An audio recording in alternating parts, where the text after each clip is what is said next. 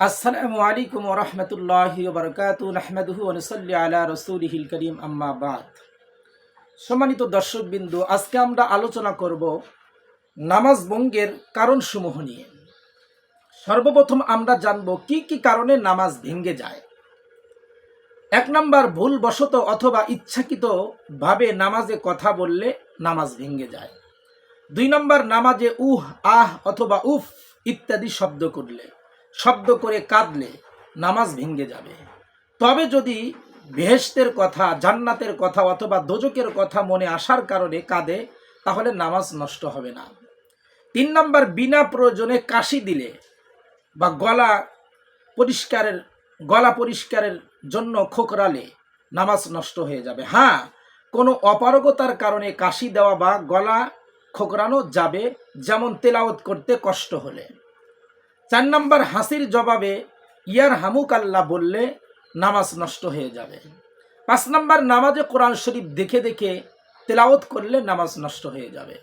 ৬ number, নামাজের মাঝে যদি বক্ষ অর্থাৎ সিনা কেবলা ছেড়ে অন্য দিকে ফিরে যায়, তাহলে নামাজ নষ্ট হয়ে যাবে। ৭ নাম্বার, নামাজ অবস্থায় কাউকে সালাম দিলেও নামাজ ভেঙে যাবে। সালামের জবাবে ওয়ালাইকুমুস সালাম বললেও নামাজ নষ্ট হয়ে যাবে। ৮ নাম্বার, নামাজরত অবস্থায় পানাহার করলে, কোনো কিছু খাইলে নামাজ ভেঙে যাবে। ৯ নাম্বার, নামাজে থাকা অবস্থায় সুসংবাদ শুনলে আলহামদুলিল্লাহ বলা অথবা কোনো দুঃসংবাদ শুনলে ইন্না লিল্লাহি ওয়া ইন্না ইলাইহি রাজিউন বলা, তাহলেও নামাজ নষ্ট হয়ে যাবে। ১০ নাম্বার, নামাজরত অবস্থায় আমলে কাসির করলে নামাজ নষ্ট হয়ে যাবে। আমলে কাসির বলা হয় যা করতে উভয় হাতে প্রয়োজন হয়, এমন কাজ নামাজরত অবস্থায় উভয় হাত দিয়ে করলে নামাজ নষ্ট হয়ে যাবে। যেমন উভয় হাত দিয়ে লুঙ্গি পরা, অথবা কেউ নামাজের ভেতরে এমন কোনো কাজ করলো যা দেখে কোনো ব্যক্তি ধারণা করে যে লোকটি সম্ভবত নামাজরত অবস্থায় নেই, তাহলে আপনার নামাজ ভেঙে যাবে।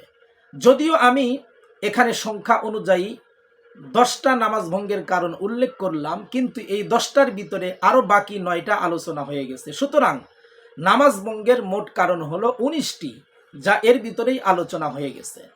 নামাজের মাঝে খোপাকৃত চুল খুলে গেলে বাঁধা যাবে কিনা। মহিলারা যখন নামাজ পড়ে তাদের খোপা বাঁধা থাকে, এমতো অবস্থায় যদি খুলে যায় তাহলে বাঁধতে পারবে কিনা।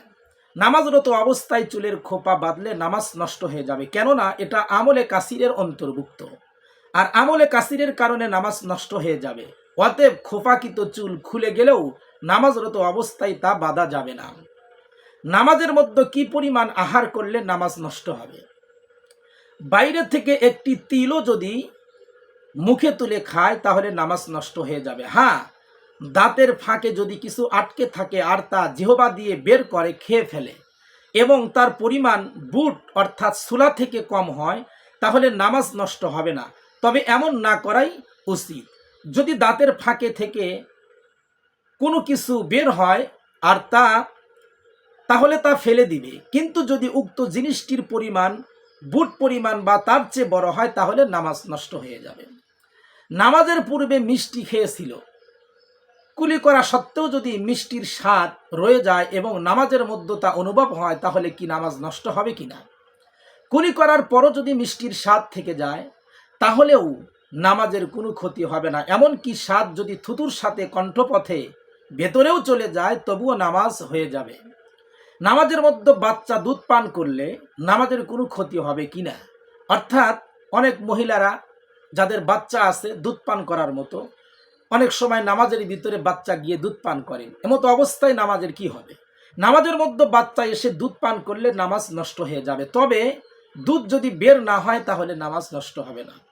আল্লাহু আকবার বলার সময় যদি কোনো হরফ টেনে পড়ে তাহলে নামাজের কোনো ক্ষতি হবে কিনা। যেমন আল্লাহু আকবার বলার সময় যদি প্রথম হামজা অক্ষরটি টেনে পড়ে আল্লাহু আকবার এরকম যদি বলে তাহলে নামাজ নষ্ট হয়ে যাবে। এমনকি আকবার বলার সময় যে বা অক্ষরটি রয়েছে বার এরকম যদি টেনে পড়ে তাহলেও নামাজ নষ্ট হয়ে যাবে। কেন? কারণ অর্থ বিকৃতি হয়ে যাবে। নামাজি ব্যক্তি কোনো লেখা মনে মনে পড়লে তার নামাজ নষ্ট হবে কিনা। নামাজে থাকা অবস্থায় কোনো লেখা মুখে উচ্চারণ না করে শুধু মনে মনে পড়লে নামাজ নষ্ট হবে না। যেমন দৃষ্টি ফেলার পর কি লেখা আছে তা বুঝে ফেলা, অর্থাৎ দৃষ্টি দেওয়ার সাথে সাথেই বুঝে নিয়েছে, এতে নামাজ নষ্ট হবে না। কিন্তু মুখে উচ্চারণ করে পড়লে নামাজ অবশ্যই ভেঙে যাবে। নামাজের সামনে দিয়ে কেউ গেলে নামাজ নষ্ট হবে কিনা? নামাজের সামনে দিয়ে কোনো মানুষ কিংবা গরু ছাগল ইত্যাদি প্রাণী অতিক্রম করলে নামাজের কোনো ক্ষতি হবে না, কিন্তু যে ব্যক্তি যাবে সে গুনাহগার হবে। এজন্য এমন জায়গায় দাঁড়িয়ে নামাজ পড়া উচিত যেখানে সামনে দিয়ে যাওয়ার সম্ভাবনা থাকে না, আবার মানুষের চলাফেরাও বাধাগ্রস্ত হয় না।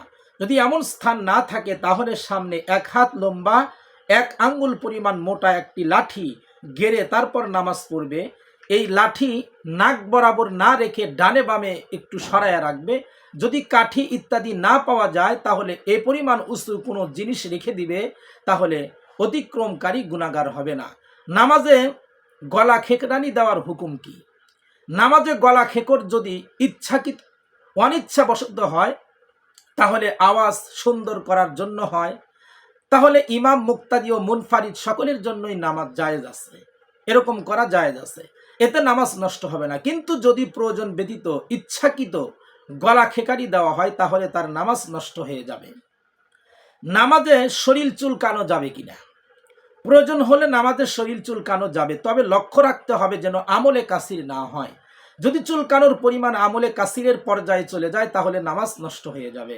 সেজদার সময় অনেক মানুষের অভ্যাস হলো পিছনে বা সামনের কাপড় গুটিয়ে নেওয়া, এর হুকুম কি? সেজদায় যাওয়ার সময় কাপড় গুটিয়ে নেওয়া মারাত্মক গুনাহ, এটা মাকরুহে তাহরিমি।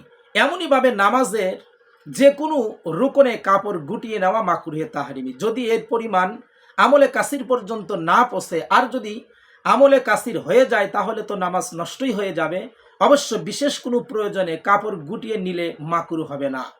নামাজ পড়া অবস্থায় যদি কোনো মহিলার হাত কোনোই পর্যন্ত খুলে যায় তাহলে নামাজের হুকুম কি? নামাজের একটি ফরজ হলো সতর ডেকে রাখা। নামাজরত অবস্থায় মহিলাদের মুখমণ্ডল, 2 হাতের কবজি ও 2 পায়ের পাতা ব্যতীত সমস্ত শরীর ডেকে রাখা ফরজ। সুতরাং ইচ্ছাকৃত মহিলার হাত কোনোই পর্যন্ত 1 মুহূর্তের জন্য খুললেও নামাজ নষ্ট হয়ে যাবে। আর যদি অনিচ্ছায় ভুলক্রমে খুলে যায় তাহলে তৎক্ষণাৎ ঢেকে নিবে। আর যদি তৎক্ষণাৎ ঢাকা না হয় বরং মহিলার হাত কোনোই পর্যন্ত এতটুকুন সময় খোলা থাকে যে নামাজের কোনো একটি রুকুনের আদায় করা যায়, যেমন 3 তাসবিহ পরিমাণ, তাহলে নামাজ নষ্ট হয়ে যাবে। নামাজরত অবস্থায় লোকমা দেওয়ার হুকুম কি? ইমাম কিরাতে আটকে যাওয়ার পর যদি রুকুতে না যায় অথবা অন্য কিরাত পড়তে আরম্ভ না করে তাহলে মুক্তাদি সেও ইমামকে লোকমা দিবে। এতে ইমাম মুক্তাদি কারো নামাজ নষ্ট হবে না। তবে ইমাম ছাড়া অন্য কাউকে লোকমা দিলে মুক্তাদির নামাজ নষ্ট হয়ে যাবে। এমনইভাবে ইমাম যদি নামাজের বাইরের কোনো ব্যক্তির লোকমা গ্রহণ করে তাহলেও ইমামের নামাজ নষ্ট হয়ে যাবে। ইমামের অজু চলে যাওয়ার পর প্রতিনিধি না বানানো, অর্থাৎ নামাজের মাঝে ইমামের অজু চলে যাওয়ার কারণে ইমাম যদি মসজিদ থেকে বের হয়ে যান এবং যাওয়ার সময় কোনো প্রতিনিধি না বানায় তাহলে মুক্তাদিদের নামাজের হুকুম কি? ইমামের অজু নষ্ট হয়ে গেলে ইমামের কর্তব্য হলো ইমামতি করার যোগ্য কোনো ব্যক্তিকে প্রতিনিধি বানিয়ে অজু করার জন্য যাওয়া। তবে কোনো ইমাম সাহেব মসজিদ থেকে বের হওয়ার সময় যদি কোনো প্রতিনিধি না বানায় এবং কোনো মুক্তাদিও নিজে নিজে সামনে অগ্রসর হয়ে প্রতিনিধিত্বের দায়িত্ব গ্রহণ না করে তাহলে সকলের নামাজই নষ্ট হয়ে যাবে। বিশেষ দ্রষ্টব্য, অজু নষ্ট হয়ে গেলে প্রতিনিধি না বানিয়ে নামাজ ছেড়ে দিবে, এরপর অজু করে এসে নতুন করে নামাজ পড়বে, এটাই সবচাইতে ভালো। এই পর্যন্ত আমরা নামাজ ভঙ্গের কিছু কারণ নিয়ে আলোচনা করলাম। আগামী পর্বে ইনশাআল্লাহ আমরা নামাজের মাকরুসমূহ নিয়ে আলোচনা করব। আল্লাহ তাআলা আমাদের সকলকেই ইসলাম ধর্ম জানার, বোঝার এবং আমল করার তৌফিক দান করুন, আমিন। আমাদের সাথে থাকার জন্য ধন্যবাদ। আসসালামু আলাইকুম ওয়া রাহমাতুল্লাহি ওয়া বারাকাতুহু।